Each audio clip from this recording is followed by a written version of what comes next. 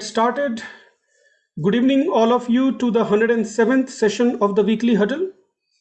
I'm your host Anoop, and joining me today is my friend and co host Praneeth. We are cardiologists working at KIMS Hospital. We actually joined KIMS this week. Prior to this, we used to work at prior to this week we used to work at Care Hospital. So, as most of you know, the Weekly Huddle is an unscripted audience level interaction where we address common clinical scenarios that we encounter in our daily clinical practice. We typically pick up a topic and or a clinical case and we restrict our discussion around that. The basic premise of the huddle is to bring our casual hallway discussions to a more organized platform like this one and share our ideas.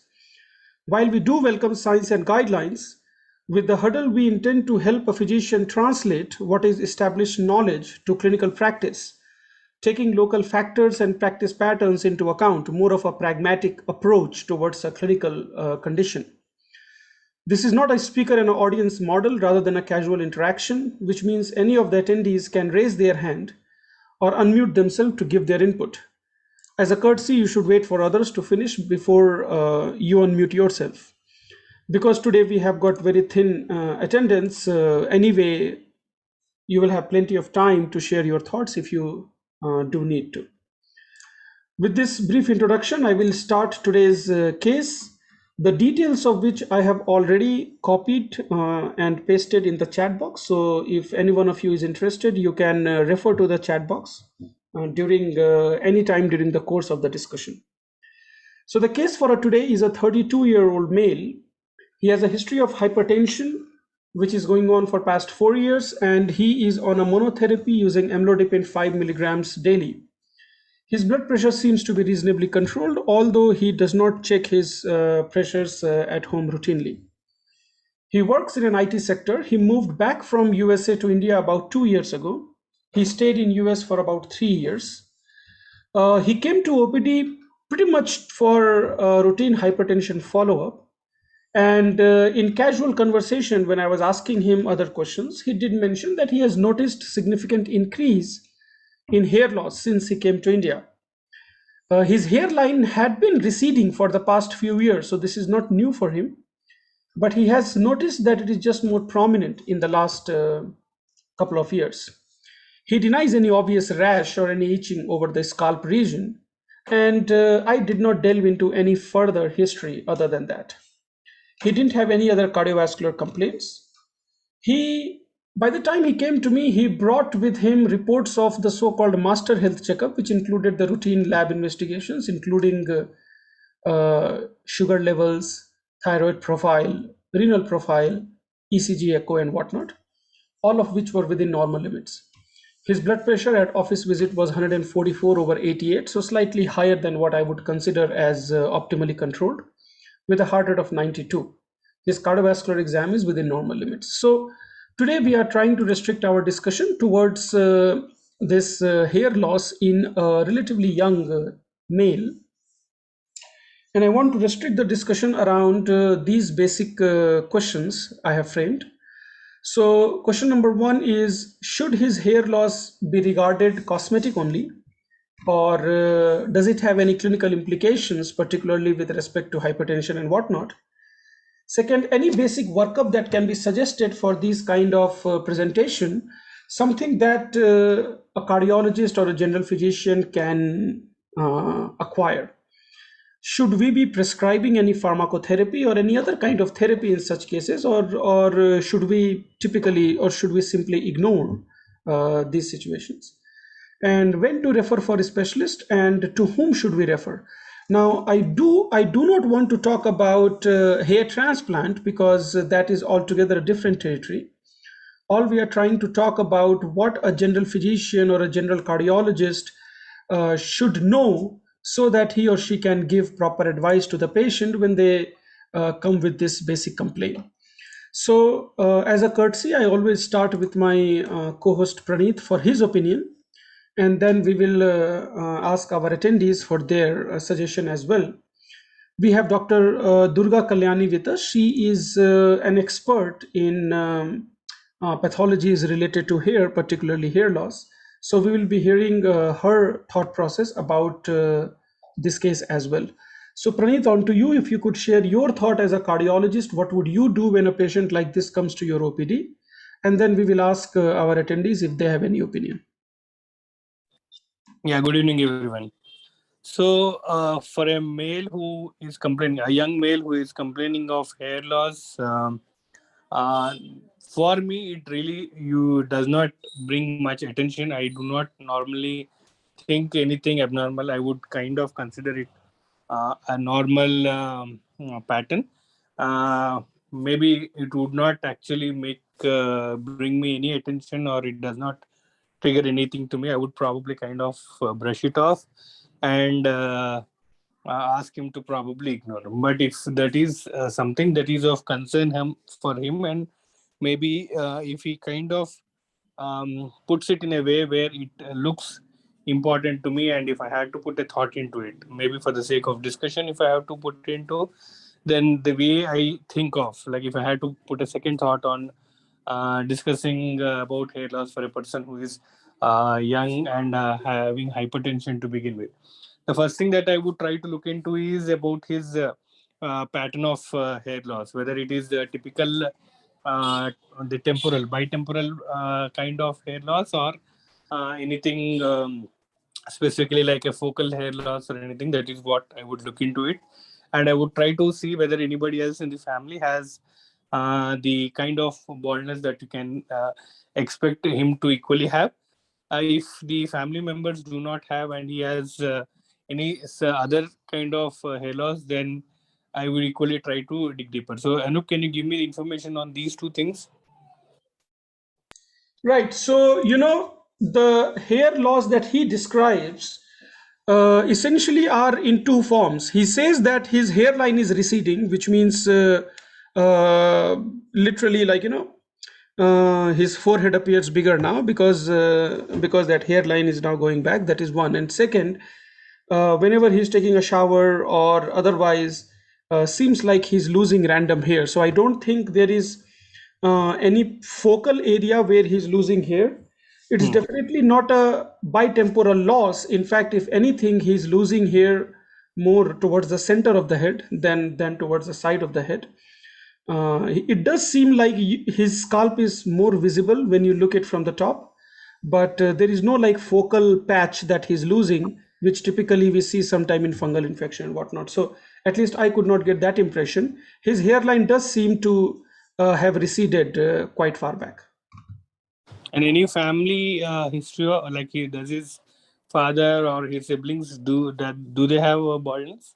No, in fact, his father has pretty good hair, and so does his brother. He does not have a sister. But his and I didn't take any family history. It is just that he came with his father and his brother, and they seem to have reasonable hair. Right. So probably if his any of the family members, like his father or his brother, could have equally the so-called hair loss or the baldness that we can see, probably I would equally brush it off, saying that it is a familial issue. But if we have to put as something which could be an important issue, which where hair loss is said to be one of the manifestations of the systemic disease, if I have to look into it, the thing that I could look into is one, whether he is using any cosmetic products or things that could contribute to his hair loss. Most important thing that I believe for health of our thing is nutrition. People who have nutrition deficiencies or who are kind of malnourished, they equally have a poor or have hair loss because the scalp from which the hair roots get nutrition, it also depends on the nutritional status of the person. So if the patient is kind of having any protein deficiency or any other vitamin deficiencies he can have, so I would look into his nutrition status. Then I would try to look into his cosmetic products, any change in the cosmetic products that he is using, maybe the shampoo or any creams that he is using. Second thing, with his hypertension thing, he's only on amlodipine. He is not on any of the melanocortical receptor antagonists, which can contribute to his so-called change in hormonal status. And lastly, I would think of any endocrine disorders which may be contributing to lesser secretion or of testosterone, or the probable the overall ratio of his testosterone to the other hormones is lower, where that is contributing to his hair loss, or probably other way around. It's more of testosterone contributing to his hair loss, and those endocrine abnormalities which can contribute. So, as a cardiologist, I would most importantly reassure him, saying it as a normal thing. Regarding lab workup, I'm not comfortable in these things, so I would not be ordering any of the investigations because I do not have the understanding of interpreting these things. So I would suggest him to meet a dermatologist to begin with, to evaluate whether this is a normal hair loss or anything issue, anything that is significant enough. And if there is not much of a significant issue from the dermatologist point of view, I would equally suggest him to meet an endocrinologist once, to kind of evaluate for these endocrine causes of hormonal imbalance, which can probably contribute to the hair loss. Any therapy that I can suggest? Probably no. Again, these things I'm not comfortable. So I would be happy to know whether I can suggest these things as a non-expert in this field, where if these are not that harmful and we can be suggested over the counter, which we can do, I would be happy to learn which I can suggest my patients. So, Praneeth, few questions to you. One thing you mentioned about nutritional deficiency. Now, this guy is a well-built, he is well-fed person. I don't particularly think he has got any protein malnutrition. Whether he has got micronutrient deficit, that I don't know. I have not tested him for any of the vitamins or any other micronutrients, but whether any particular micronutrient he might be deficit in, I have no idea. That I can test him for if we have a common consensus in terms of what we should be testing him for. Thyroid profile he already came in with, and those are normal. Sugar is fine. We have not tested for any other hormones or whatnot. We do have an endocrinologist in the attendee today, so maybe we can ask Vrinda when she's available, in terms of her thoughts about the discussion. Other points that you mentioned about the blood pressure medication and the organic thing, I would probably concur with you in terms of not thinking too much as an organic cause. I think that is all you mentioned. Anything that you mentioned which I did not address? Anything that you asked which I did not address, Praneeth? No, pretty much that is the only thing. Pretty much that is. My question to you is, have you ever used oral minoxidil for blood pressure management? No. You know that minoxidil topical is advocated for male pattern baldness or alopecia areata or something of that sort. Yes. But do you think it has got systemic hypotensive side effect when they use?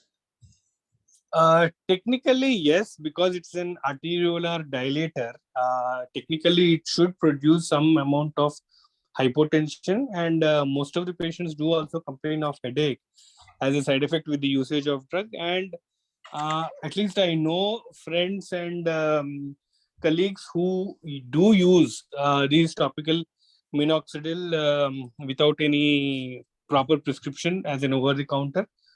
But how much is it effective, and how do we prescribe, and all those things are a question that I need answers for. But did I prescribe anybody minoxidil? I haven't, because I'm not sure how to prescribe these drugs. Then, last question to you, which is again not of your expertise, but because these are common issues, I think most of us, we do need to have a little bit of idea about it. Do you know of DHT, or dihydrotestosterone? I hope I'm abbreviating it correctly. DHT blockers to given to young boys as, or young men, as a treatment for androgenetic alopecia. Have you encountered such scenarios? Have you ever prescribed something? Have you ever given some advice on this form? Any idea about DHT blocker as a therapy for this kind of therapy? No, I haven't heard about this. Okay, all right. Okay, we'll move forward. If there is anybody in the audience who wants to share their thought or have any particular question, either they can raise their hand, either unmute themselves, or put a question in the chat box, and I will happily read it out for you. Vrinda, can you hear? If you can hear us, could you please unmute yourself and share your thought about today's discussion?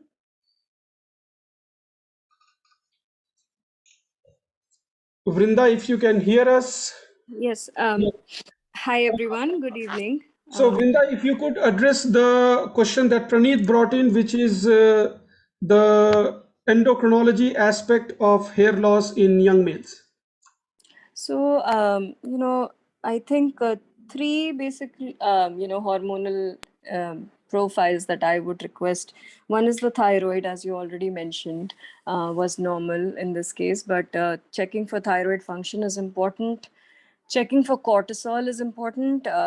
So basically, any evidence of, like, say, excessive or overproduction of cortisol. So like if the patient, say, manifests any Cushingoid-like features, then I think cortisol should be tested.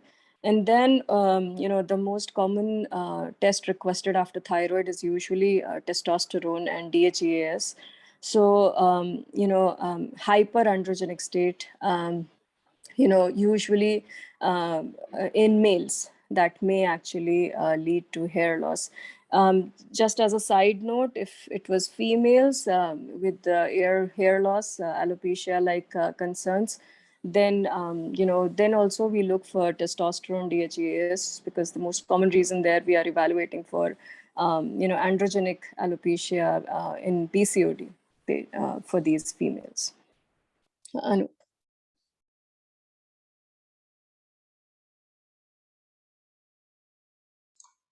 Hello.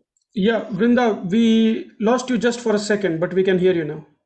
Okay, so those are the three most common hormonal profiles. Other than that, of course, any, like, these are rare cases that you're looking for, like hypopituitarism in patients with suggestive history. Prolactin, we check it in females.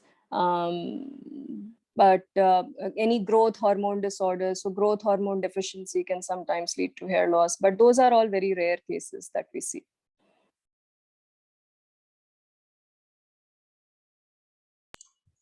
Vrinda, you can probably walk us through, if this patient were to come to your OPD, how would you approach this case? Um, Anoop, I missed the beginning of the case, but a young guy with alopecia, I would basically check his testosterone levels, thyroid profile, and a cortisol level. And that is how I would proceed. And then, of course, if the hormonal profile is suggestive of any hormonal imbalances, then I treat it accordingly. Diabetes, I missed out. Diabetes is also one of the common causes of hair issues. So you already mentioned, I think the sugar is okay for the patient, but checking for these endocrine abnormalities would be my priority. And then if they are normal, then I'll send them to a dermatologist. And Vrinda, last question is, patient being treated with testosterone blockers or DHT blockers as a part of therapy for alopecia. What is your thought on that? I would say that those patients who are not really having, I don't know if there is a term for high testosterone level. I don't know if there is a condition like that. But what is your thought of such treatment? Um, so I have personally, like, very sparingly used it, but like in a few cases, we have used like finasteride basically for these patients, and that is actually not like, this is basically a second line or third line treatment that we use for alopecia. But so patients may or may not actually respond to it. So in my experience, I've used it very sparingly. Okay, thank you, Vrinda, for your insight. We will continue our discussion. I have two basically thoughts which are shared on the chat box. I will read it out for my attendees to get this information. So Swapna writes, there are autoimmune diseases which can cause hair loss. There are certain patients who came for evaluation of hair loss and finally landed with rheumatologist for treatment. Swapna, I would agree with that, and I think we'll ask our attendees also if they have any thoughts about it. But rheumatologic condition which can lead to hair loss, I would say that most of the time, this autoimmune disease, hair loss wouldn't be their only complaint. They probably would have other systemic illness or other systemic manifestation as well. But you're absolutely right that autoimmune diseases can cause this. And Sharjeel writes that is PRP a good way to treat alopecia? PRP, if I am reading it correct, you are talking about platelet-rich plasma. That is, at least that is what I know of PRP. I have no idea how platelet-rich plasma would treat alopecia. And to get some of that insight, I will ask Dr. Durga, who is here with us, and she's an expert at it. So, Dr. Durga Kalyani, if you could please unmute yourself and share your thoughts about today's case, and as a general about the discussion that we had so far, what would be your thought on this clinical topic?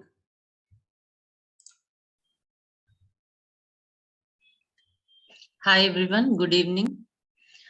So I have gone through this question actually. So in this, the question only so many answers are there. So in this 32 years old male patient, he's having hypertension since past 4 years, but he's losing hair before that, that only. So younger individual who is losing hair is mainly because, am I audible to you? Yes, ma'am, you're audible, absolutely clear. So younger individual who is losing his hair since 27, 28 like that, maybe he's having a genetic history, maybe from paternal side or maternal side. That is one point. And he's telling that receding of the hairline is there since long time. Receding means already he has lost hair root also. So that is androgenetic alopecia only. And he does not have any rash or itching over the scalp. That means he does not have any fungal infections like that. And in his report, he didn't mention about the micronutrients, as you said. So, so these kind of patients, if they come to us, first I'll ask him from since how long he's losing his hair. So if he does not have any roots, or if he is having so much recession of the hairline, then I'll ask for genetic history, and I'll ask for any nutritional deficiencies. I'll go through vitamin B12, vitamin D3, iron deficiencies, anything like that. And one more thing is association with autoimmune diseases. As you said, he is normal in diabetes. Other autoimmune conditions like thyroid, testosterone levels. I'll go through hormonal imbalances also, testosterone levels, thyroid conditions. In case in females, PCOD like test. And in case if he has any other autoimmune diseases, then it may associate it with alopecia areata condition also. That means patchy loss of hair in one or two places of the scalp, or throughout the scalp. That is also one cause of hair loss. And drug induced hair loss also we have to see. Actually any hypertensive drugs may cause hair loss, because these antihypertensive drugs causes vasoconstriction, right? So with that, the blood supply to the hair will decrease. So with that, hair loss we can see. So we have to rule out the cause for the hair loss first. So as a cardiologist, what you can do is First, you have to rule out the cause. It is a genetic or other reason. So you have to go through all these minor tests and autoimmune diseases. You have to check for that, and then we can treat accordingly. Thank you so much, ma'am. You mentioned micronutrients, particularly B12, vitamin D, Yeah, and those are the two. B7, Anything biotin. else? Anything Yeah, else? biotin deficiency may also leads to the causation of the hair loss, which is required for the strength of the hair and growth of the hair. So, but there is no particular test about the biotin actually. So we can give biotin supplements to that kind of patients. So typically, my guess would be it's like a multivitamin kind of supplement, or are there particular supplement courses which are available particularly for hair loss? Yeah, actually that biotin supplements will be available separately. So we have to give that. Along with the multivitamins, if you want, you can give that also. But in the multivitamin tablets, that B7 is very low, like it is 2000 micrograms like that. It will be there, but up to 10 mg we can give. Okay. And ma'am, are there any kind of I'm probably going a little bit more specialized on this. Are there any imaging tools or any biopsy tools or anything which are required in these cases, or most of these are generic cases where we don't need to go for these investigations to see the root cause of hair loss? Actually, if there is any patchy loss of hair, that is alopecia areata, you know that patchy loss of hair in one or two places of the scalp or entire scalp, then we have to do the biopsy to know the diagnosis. If we see lot of cases, then we come to know what is alopecia areata and what is androgenetic alopecia. In that case, there is no need to go for the biopsy. With the trichoscopy, trichoscan will be there in our OPDs. So with the trichoscan, we can see the root and we can see the hair texture and all, so that we can diagnose. Ma'am, if you could just give us a little bit of idea about what this tricho scan is, just so that we know this is something I'm sure a lot of us, we have no idea what this scan actually does and how it is done.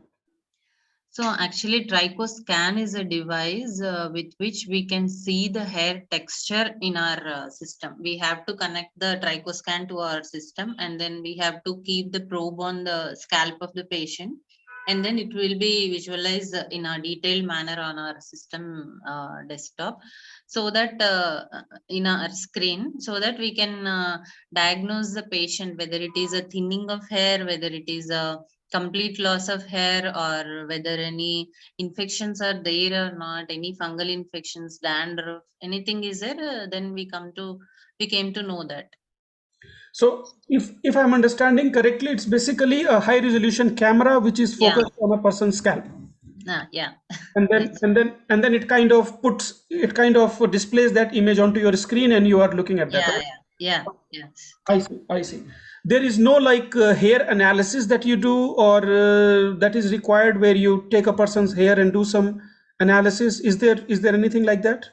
No, not in every case. If there is any fungal infections like tinea capitis, in that cases we have to go for the hair test. We have to pluck out one or two hair, and then we can see under the microscope with KOH mount and all. Then we will come to know whether it is a fungal infection or whether it is a normal scaly scalp. So otherwise, we don't need to go for the hair test. Ma'am, Praneeth mentioned in his comment about he will ask whether the patient used any new hair products like shampoo and whatnot. In your opinion, how much of these actually relate to hair loss in these situations? Actually, the shampoos which we use are should be sulfate free. If they use more hard shampoos, or some people will use ketoconazole shampoos if they have dandruff, they use very frequently. If they use very frequently, the hair outer layer will be damaged and the hair will become split and hair loss will be more. If we use less hard shampoos like sulfate-free shampoos, then the hair will become more nutritious. And in So, your opinion, sorry, go ahead, ma'am. Sorry. and there is no relation between the shampoo and this androgenetic alopecia, which you are telling. So he's receding of hairline is there. With the shampoo, hairline hair receding will not be there. Only hair splitting and hair loss will be there. And ma'am, you said sulfate-free shampoo. Just give us an idea. The general shampoo that a patient might or a general human being might Mm, get it off the shelf. mm. Will that be sulfate-free or there will be sulfate in that? Let's say I just go to a grocery store and I just pick up a shampoo, a random any Yeah. brand. So whatever shampoo you are using, if that gives more of the foam, then it is not sulfate free. Okay. If it is less foamy, then it is sulfate free. I That see. is the difference. I see. Ma'am, give us an insight about treatment options which are there other than hair implants and whatnot. Are there generic treatments that these people should get, or really they don't work? Like, what is your impression on this? See, actually, depending on the cause, we'll divide the treatment into 4 parts. First one, if it is nutritional deficiency, if it is due to hormonal imbalances, if it is due to autoimmune conditions, then we have to treat that accordingly. And then we have to go for the rest of the treatments. So first one is topical, second one is oral, injectables, and last one is hair transplantation. So first we have to see patient is in which condition. There are 7 grades of androgenetic alopecia in males and 3 grades in females. So in what stage he is now, then depending on that, we have to decide the mode of treatment. So in the early stages of baldness or early stages of hair loss, we can treat with topical treatments and some of the oral medications like biotin supplements and multivitamin supplements like that. So topical applications includes minoxidil, which is a vasodilator, which increase the blood flow to the hair follicle and then increase the growth and strength of the hair.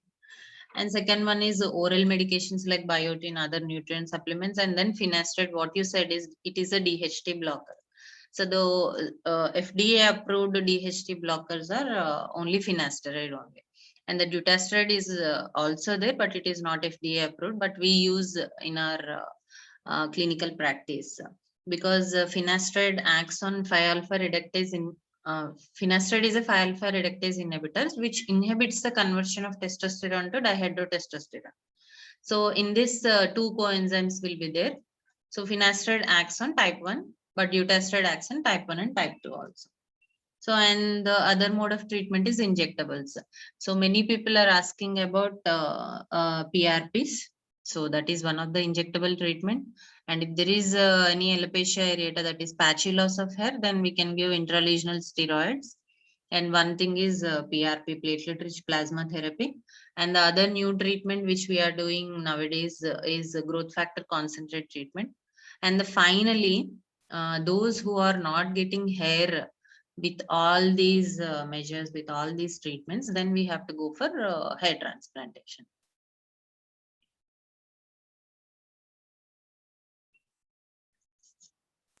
Ma'am, please give us your insight about the effect of these therapy, because a lot of the times we hear about minoxidil, about PRP, and I will go to testosterone inhibitors later. But give us an idea about what is the overall efficacy of minoxidil and PRP in your opinion. So actually, minoxidil is a good topical agent. So in the early stages of male pattern alopecia or female pattern baldness, we can use this minoxidil. It comes in 3 strengths: 2%, 5%, and 10%. So we have to use 2% in female pattern alopecia and 5 and 10 in male pattern baldness. So in the early stages of baldness, if you use minoxidil in the early stages, then you may get your hair back. After using minoxidil in the first 2 to 3 weeks, whatever hair damaged already, that will go. So after 6 weeks, hair fall will come down and hair growth begins. So we can see lot of improvement after 6 months only. So patient has to continue this minoxidil at least 6 months from the day of starting. So after 6 months, he should not stop the using of minoxidil at least thrice a week, or as a weekend therapy he has to continue that minoxidil. If he stops, the hair growth will come down and hair fall begins immediately after stopping the drug. So that is the minoxidil one. And the side effects are also will be there with the minoxidil. One thing is, if they apply minoxidil on other parts of the body, they may get hair over there also. Like if they apply on the face, hirsutism for the females, and unwanted hair growth in normal places, and acne, burning sensations, and swelling of face in some people. So this is a minoxidil.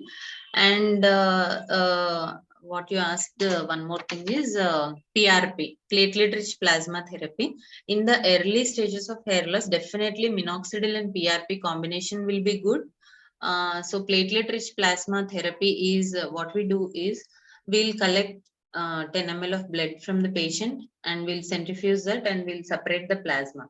So this plasma contains growth factors, so that we have to inject onto the scalp of the patient where they have thin hair, where they does not have the hair. There we have to inject this platelet rich plasma. So with that, as they contain growth factors, the growth of the hair will become increased, and strength of the hair also will be more with the PRP. So after doing 3 to 4 sessions, the hair fall will come down, and after 4th session, the hair growth will start. So it may take 8 to 10 sessions for the patient who is having early stages of baldness.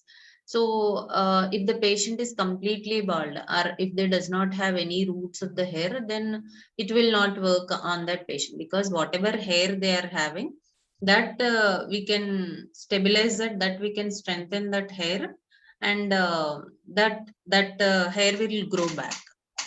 So if they does not have any hair, in that places PRP won't work.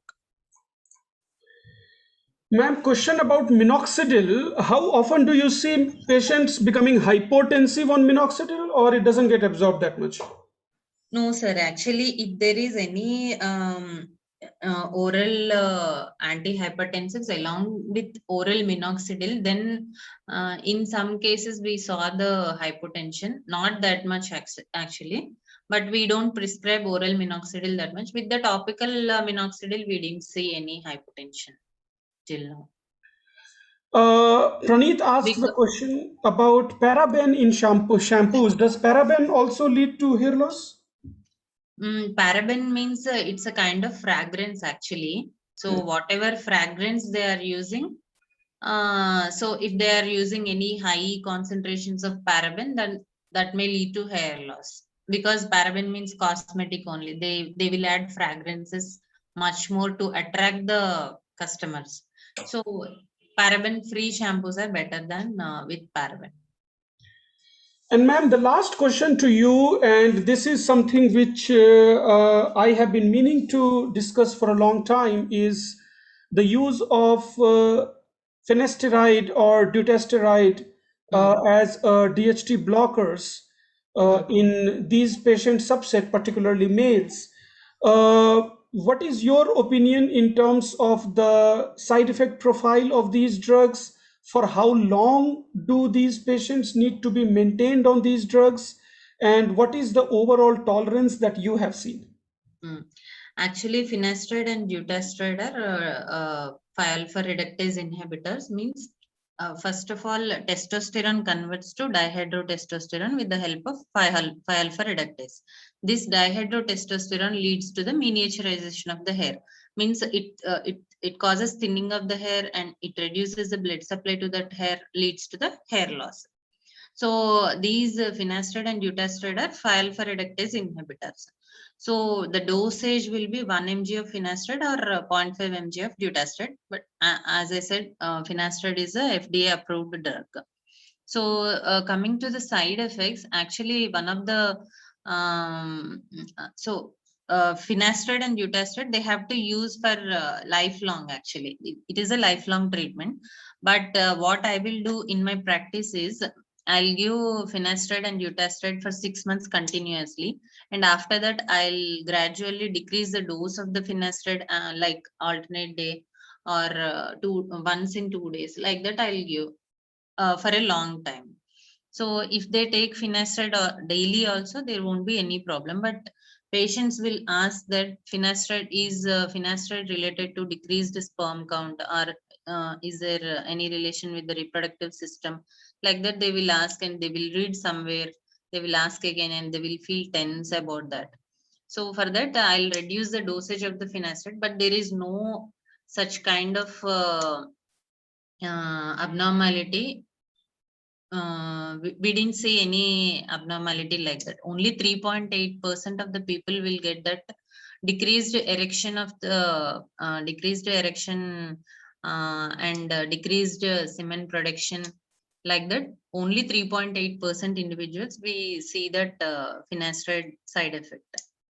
But there is no other complication with the finasteride, even if they are using for a lifelong. And ma'am, there are a set of drugs which are not really active pharmaceuticals, but they are called as natural blockers of DHT. I don't know if you have come across things like that, which are typically mixed products or whatnot, and they are so-called like food supplements and whatnot, which are considered to be DHT blockers and promote hair growth. Can you share some thoughts on that? Through food, you are asking DHT blockers, right? Right, there are like medications available, just like multivitamin. There are medications available which contains not finasteride, but they contain all host of so-called herbaceuticals, which work through DHT pathway and promote hair growth. So they are promoted as a DHT blockers, but they are not finasteride. Are you No, familiar with these or? no, sir. No, Okay. I don't know. Okay. One of my patient came to me. I wish I could take a picture of that. Came to me with these two tablets. Both of them were promoted as hair growth by blocking testosterone pathway, but none of them were a standard medication like finasteride. They all were some herbaceuticals or something like that. Okay. I didn't take pictures of that, so I can't share it with you.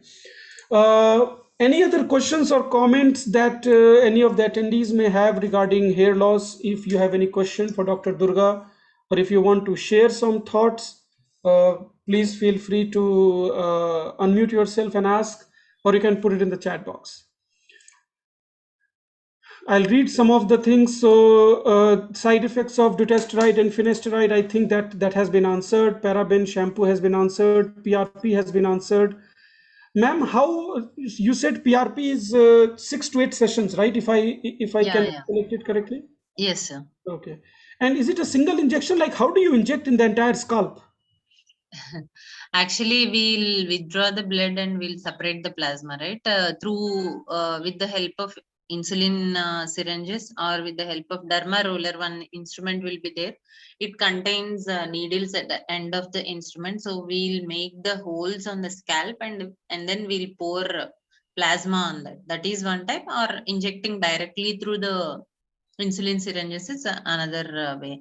So without getting, for not getting more pain, first we'll apply one topical anesthetic cream, and then we'll do the procedure to reduce the pain. Oh wow. And how many times you need to prick the scalp, just out of curiosity? Actually, if he's having diffuse alopecia, means normal alopecia, normal hair loss, then we have to inject through the whole scalp at least 12 pricks. Okay.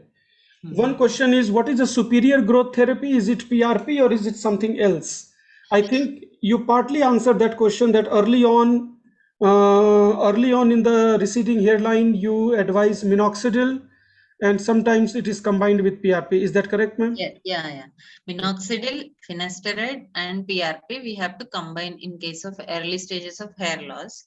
or early stages of baldness. And one thing is growth factor concentrate, that is what we have, we'll separate the plasma, right? In the PRP, we'll separate the plasma. So it contains growth factors. So if we don't do the procedure correctly, then growth factor will not come properly. So for that sake, they have introduced growth factor concentrate therapy. So in that, the growth factors will be loaded in one test tube.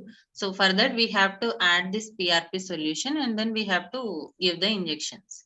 So it is completely acellular actually. So this won't cause that much pain. So directly we can inject the growth factor concentrate onto the scalp of the patient.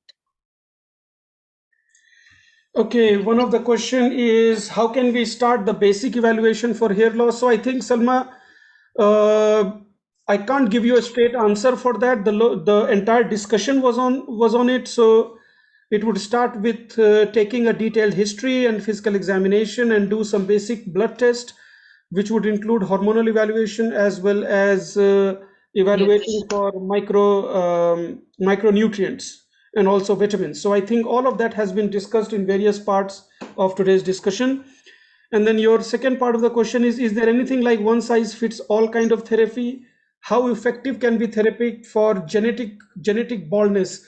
So the first part of the question I can answer. I don't think there will be one size that would fit all kind of baldness, because it needs to be evaluated why the hair loss is happening for the reasons which has been discussed previously.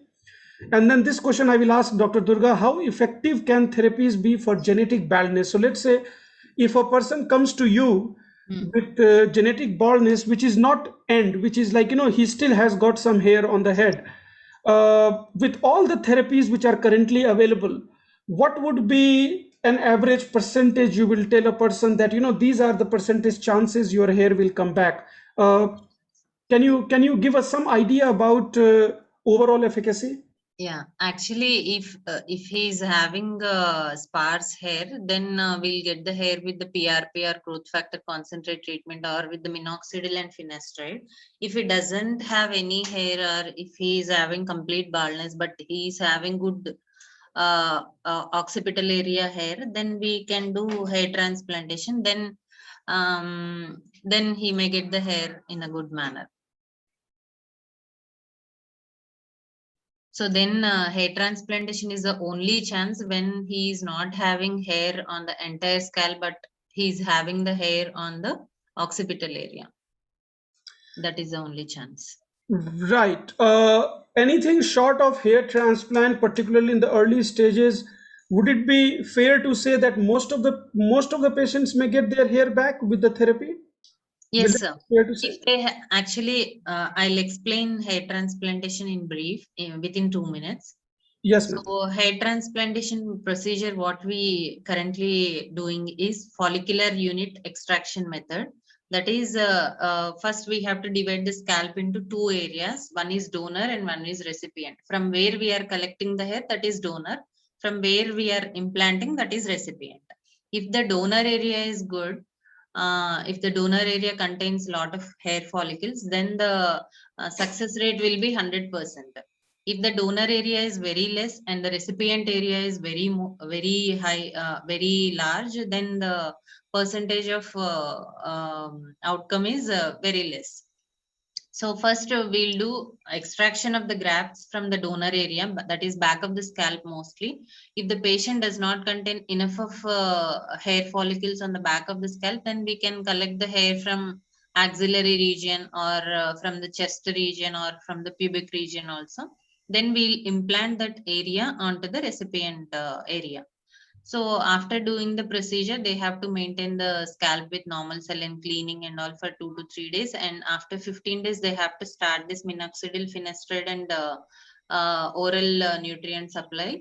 And they have to continue that medication for 6 months. So after 6 months, we can see the good results of hair growth, and we can see normal hair, whatever he is having with that texture only, he will develop the hair in the recipient area also.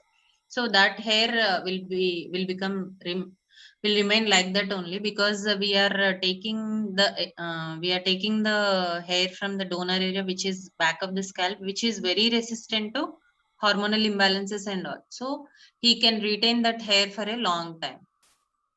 So this is the brief. This is brief about the follicular unit extraction method of hair transplantation.